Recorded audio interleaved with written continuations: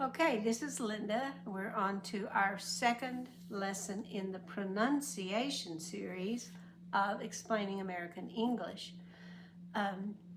The first lesson was consistent consonants, which make only one sound. Now we have inconsistent consonants, where one consonant or a double consonant makes more than one sound. I found this very difficult. I kept making a poster and then realizing I forgot something and redid it, and I forgot something and did it again. But I finally think I've got most of these consonants covered. And where possible, I will give you a rule, but rules are not very consistent. They're inconsistent in English pronunciation. I'm sorry about that. Okay, S. S has three sounds.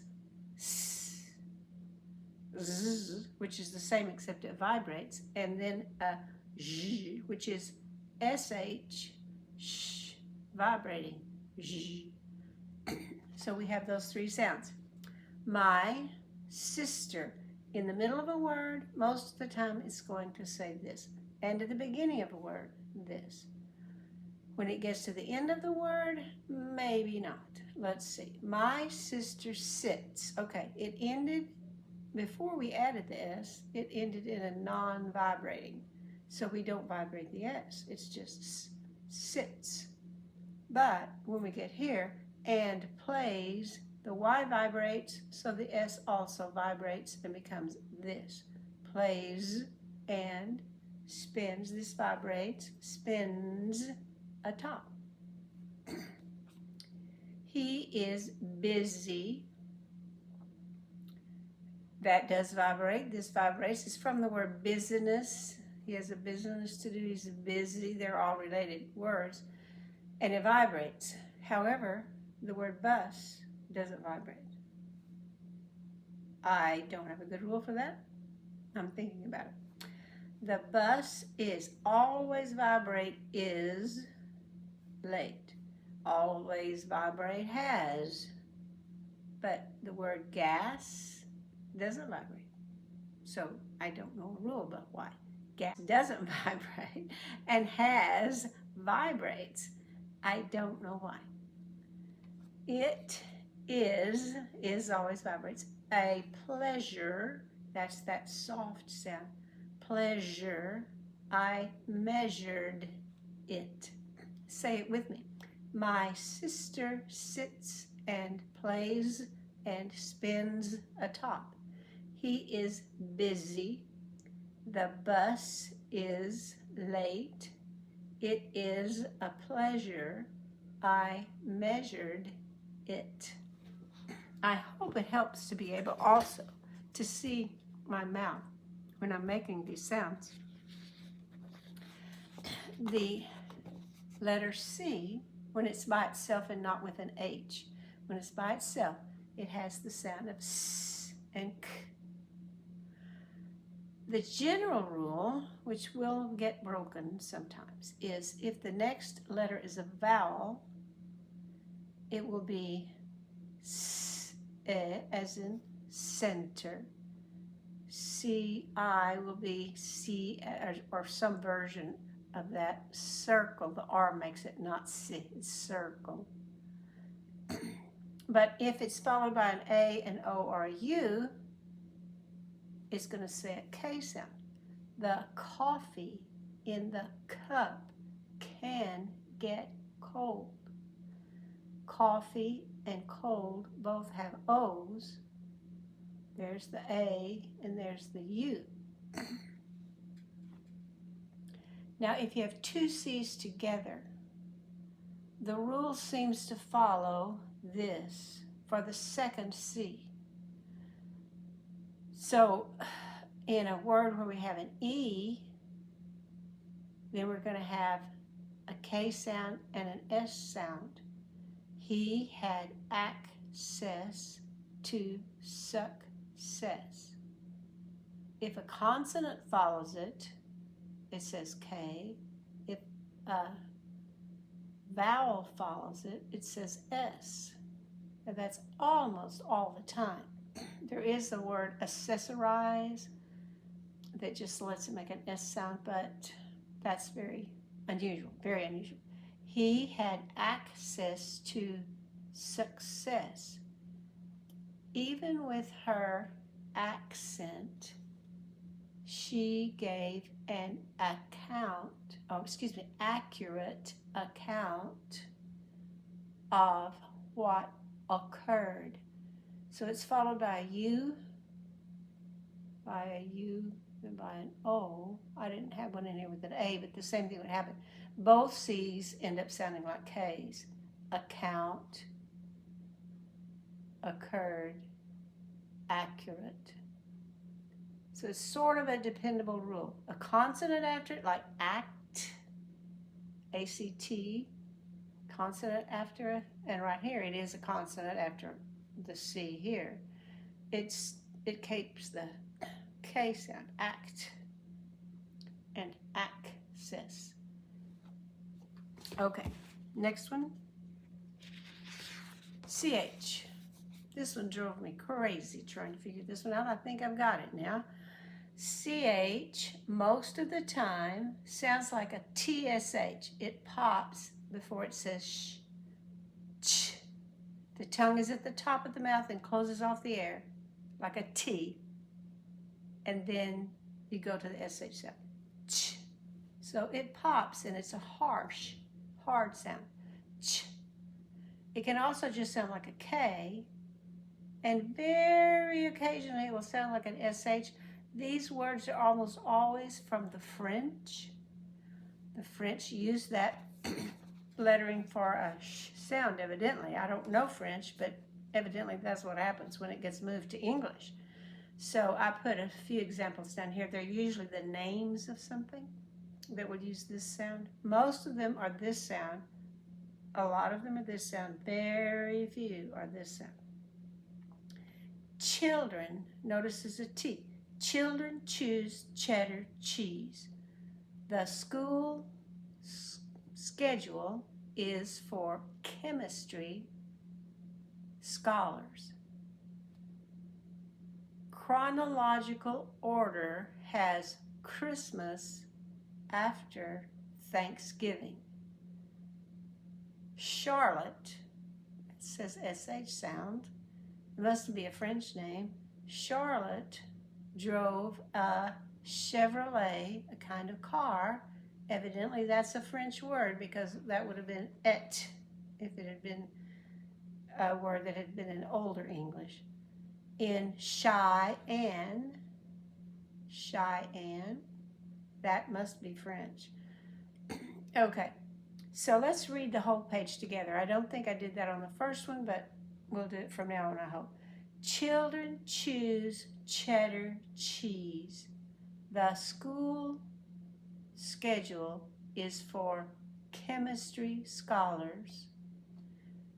Chronological order has Christmas after Thanksgiving.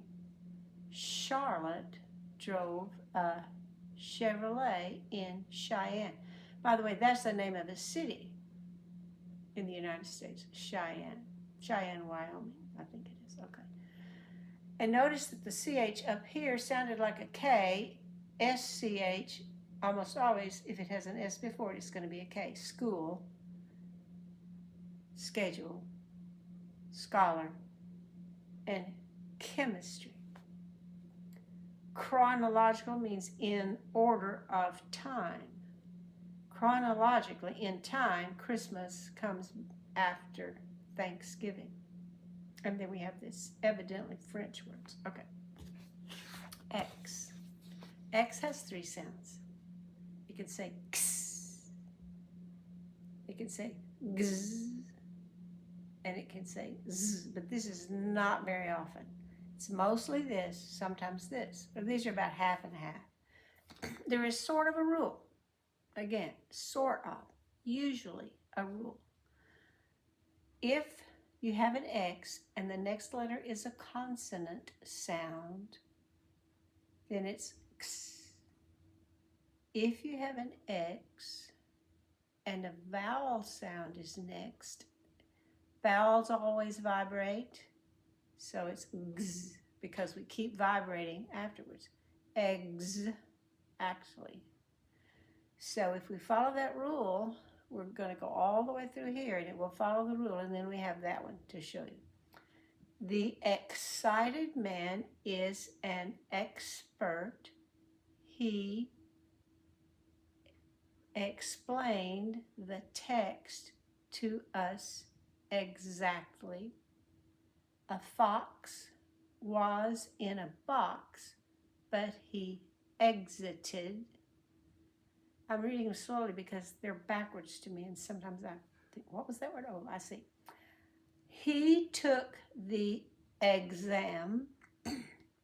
They are examples of excellence. Notice it's exam because of an A, excellence because of the C. Then occasionally, very rarely, a word will start with an X. There's some scientific words that do, but very few English words. The sort of common name today, Xander, starts with an X. My grandson's name is Xander, so I used his name in this. Xander played the xylophone. Z, z, at the beginning of a word.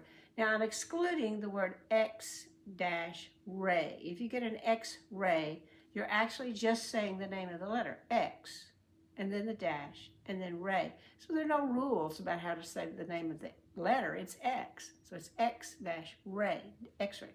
These rules don't apply to it. You're just saying its name. Okay.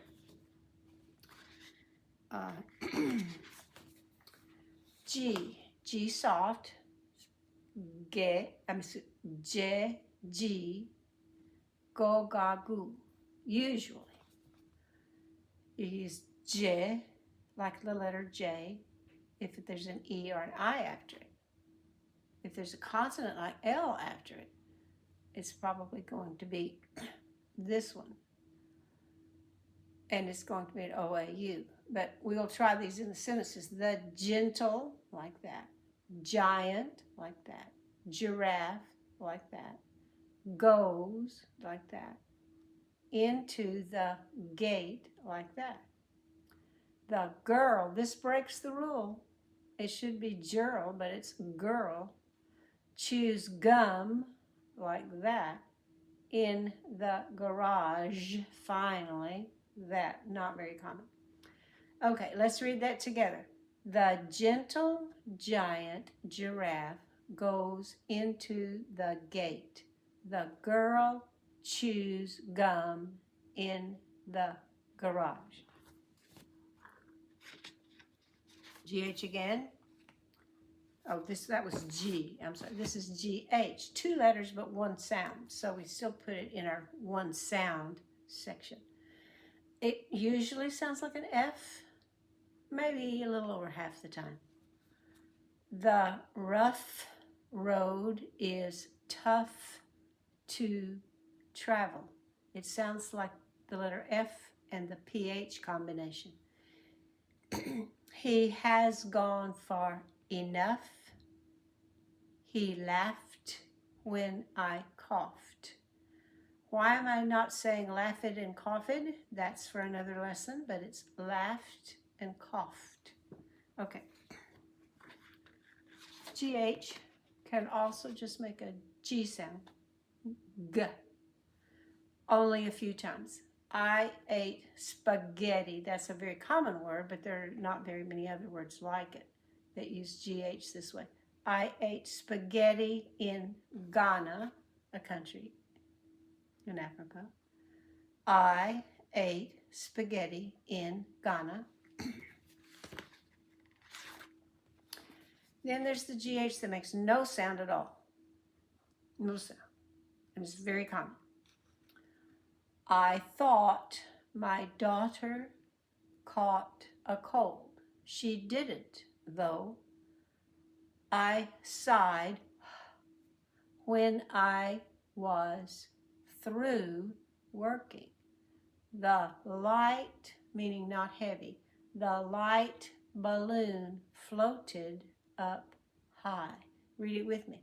I thought my daughter caught a cold. She didn't, though. I sighed when I was through working. The light balloon floated up high. The OU sounds, I'll have to do that in the vowel section. It's crazy, but we're working on GH right now. TH, voiced and voiceless, but your tongue has to be out. If you put your tongue behind your teeth to do this sound, it won't sound like a TH to American ears, and they will be confused. So, practice putting your tongue between your teeth. You bite it gently, just like you bit the bottom lip for. You bite your tongue for TH every time. Sometimes you vibrate, sometimes you don't vibrate. You blow air, hold the tongue with your teeth. They both say thanks to them. I think that's the thickest one there.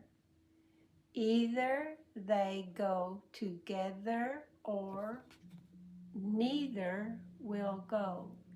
Read it with me. They both say thanks to them. I think that's the thickest one there. Either they go together or neither will go. Sometimes people say neither. It's more popular in America to say neither, but neither, either is the same thing. Either, neither, either, neither. But around where I live, either and neither are more popular. Okay, last one, Y. Y as a consonant only has one sound. Yeah. Your tongue lets the air go over. The sides of the tongue are pushing against the side teeth.